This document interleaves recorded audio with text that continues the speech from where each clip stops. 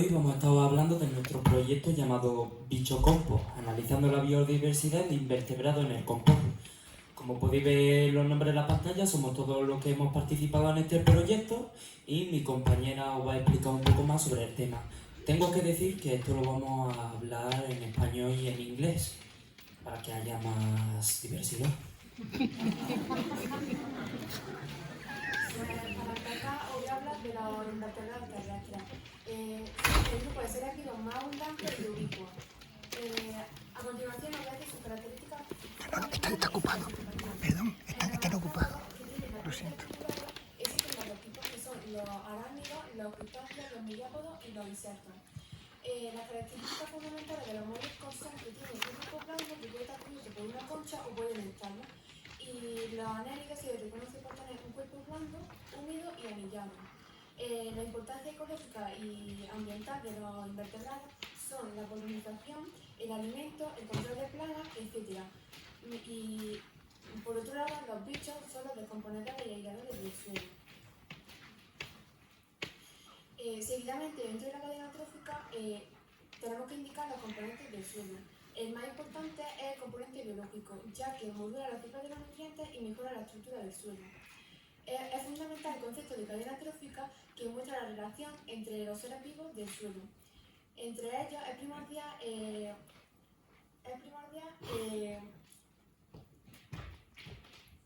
los descomponedores, los primarios que son los que descomponen la materia, los secundarios los que se alimentan de los primarios y los terciarios los que se alimentan de los secundarios. Y por último os voy a hablar sobre el compostaje. El compostaje está hecho de los bioresiduos está hecho por restos de comida y restos de polvo. Por otra parte, en el compostaje se tratan residuos orgánicos mediante un proceso biológico. Además, en la cadena trófica del compostaje tenemos los microorganismos, los invertebrados que pueden ser depredadores o pueden no serlo, y es importante estudiar la biodiversidad para tratar de relacionarlo con el estado del compost en su madurez.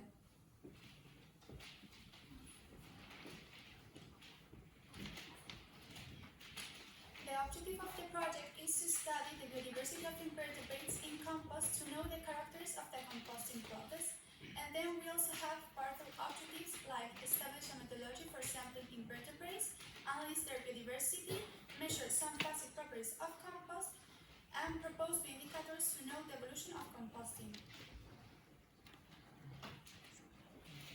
We did the samplings in the clean point of Monatin, which we'd like to thank for lending us their facilities. We did samplings in two different composts. The first one was outdoors and had a trapezoid shape. The temperature was from 20 to 25 degrees and the humidity was low. It had a low salinity because it was made only of pruning waste, and that's why there were just a few of invertebrates that couldn't be seen easily. On the other hand, the second compost was inside a hexagonal shaped container. When introducing the thermometer, we could appreciate that the temperature was the same as in the other compost, from 20 to 25 degrees. But in this case, the salinity and the humidity was much higher. In this compost, there was a high presence of invertebrates because it was made of pruning waste and bio-waste leftovers. A continuación yo voy a explicar cómo optimizamos el protocolo de muestreo. Para empezar hicimos 3 sesiones experimentales en las que el muestreo era no destructivo, es decir, que no usábamos trampas e intentábamos no hacerle daño a los invertebrados. Además usamos 2 tipos de sondas de compost. Una de ellas tenía forma de sacacorcho y la otra pues tenía forma de pala con una tapadera. Pues esas sondas las metíamos en las composteras a unos 30 o 50 centímetros de profundidad. Y bueno, voy a poner un vídeo para que veáis cómo fue el procedimiento.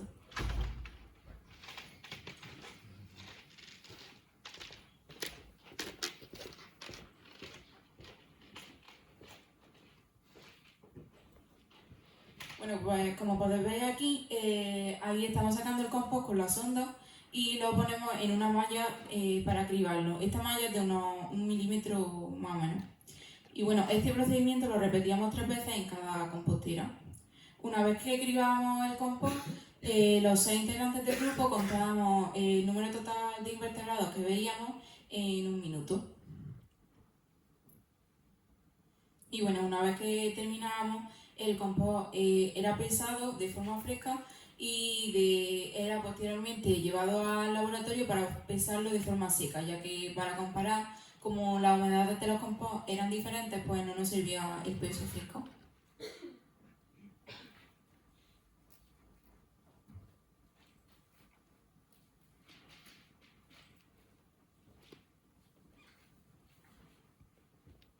Bueno, aquí podéis ver cómo sacamos el compost y en la segunda imagen cómo contamos los invertebrados.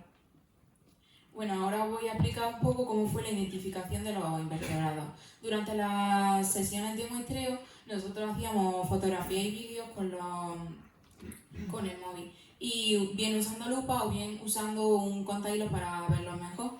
Además, tratábamos estas fotos ya, una vez que habíamos terminado, las tratábamos para que solo se viera el invertebrado en cuestión. Además, estas fotos las compartíamos en la nube y ya nos dividíamos el trabajo para identificarlas, bien por Google Lens o bien por la aplicación iNaturalist. Y las clasificábamos o en no depredadores o en depredadores. También poníamos su nombre común y su nombre científico. Y bueno, voy a comenzar con los resultados. Para empezar, tenemos aquí en la gráfica el número total de invertebrados, que como podéis ver en el compost de los bioresiduos es bastante más alto que en el compost de poda. También hay que hablar de la humedad del compost, que como habíamos dicho antes, de los bioresiduos es bastante más alto con un 70%, mientras que el de la poda es más bajo con un 30%. Además, el número total de invertebrados por kilo de compost seco en el de los bioresiduos fue de unos 1530, mientras que en el de la poda de unos 185, ya que hay bastante diferencia de uno a otro. Ahora os voy a poner la identificación de invertebrados. Para comenzar voy a hacer un breve resumen de los 2 tipos de compost. Como podemos ver, en el grupo del artrópodo pudimos observar insectos. Dentro de los insectos vimos escarabajos, hormigas, moscas y chinches. Después en los arácnidos pudimos observar arañas, pseudoescorpiones y ácaros. En los crustáceos pudimos observar también cochinillas. Dentro del grupo de los moluscos pudimos observar gasterópodos. Y algo muy curioso es que no pudimos observar ningún invertebrado del grupo del anélido, seguramente porque no hicimos los muestreos a mayor profundidad. Ahora os voy a hablar más específicamente de los invertebrados del compost de poda. En el compost de poda, en los artrópodos pudimos observar insectos, escarabajos, hormigas, moscas y chinches. Los escarabajos están en negrita porque lo encontramos en gran biodiversidad, porque como podéis ver, vimos 4 tipos de escarabajos diferentes. En los arácnidos pudimos observar arañas y ácaros. Hábito alimenticio y presencia de este invertebrado. En el nivel 1, el de los no depredadores, tenemos el escarabajo rojo de la harina, el escarabajo de los cereales de cuello estrecho, escarabajo encapuchado, chinche de jardín y el ácaro rojo. En el nivel 2, en el de los depredadores, tenemos el escarabajo errante, la hormiga negra de jardín y la araña. Y los que no sabemos si son depredadores o no son las hormigas. Ahora, las especies más abundantes, lo que más hemos podido ver son ácaros y moscas, aunque también he de decir que en el primer muestreo pudimos ver un gran número de chinches, pero ya en los siguientes pues no lo pudimos ver. Ahora vamos al compost de bioresiduos. En el compost de bioresiduos de insectos pudimos observar escarabajos, hormigas, moscas, tijeretas y pececillos de plata. El escarabajo errante está encuadrado en rojo, ya que lo hemos visto común en los 2 tipos de compost. En los arácnidos pudimos observar arañas, ácaros y pseudoescorpiones. El ácaro rojo está encuadrado en rojo por el mismo motivo que el escarabajo errante, porque lo hemos visto común en los 2 tipos de compost. Y en los crustáceos pudimos ver cochinillas. Y también pudimos ver moluscos gasterópodos. En los no depredadores, en el nivel 1 tenemos escarabajo de la cama, escarabajo oscuro, mosca del vinagre, pececillo de plata, ácaro rojo y cochinilla de la humedad. En el nivel 2, en los depredadores, tenemos escarabajo errante, hormiga, tijereta, araña, pseudoescorpión y caracol. Y las especies más abundantes fueron las cochinillas, tijeretas, pseudoescorpiones y ácaros. Y aquí tenemos algunas imágenes que se pueden ver mejor los invertebrados que hemos podido observar. Qué bonito. Resumiendo los resultados, en el compost de bioresiduos, con un 70% 90% había más humedad que en el compost de poda. Después vimos que en el compost de bioresiduos había más invertebrados que en el de poda. Y una cosa que vimos también fue que en el compost de bioresiduos había mucha mayor diversidad de invertebrados, tanto depredadores de nivel 2 como no depredadores de nivel 1. También solo detectamos escarabajos de la cama, escarabajos oscuros, tijeretas, pececillos de plata, cochinillas de la humedad y caracoles en el compost de bioresiduos, mientras que en el compost de poda encontramos escarabajos de la harina, escarabajos de los cereales de cuello estrecho y el escarabajo encapuchado. The conclusion is that in bio-waste compost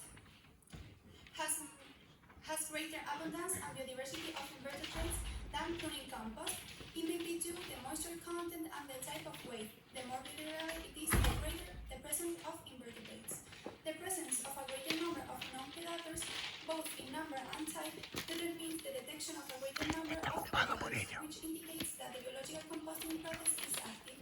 The detection of low temperatures in the fields, similar to room temperature, together with the appearance of an authentic invertebrate ecosystem, could indicate that the establishment process has ended and we have a compost in the maturation phase.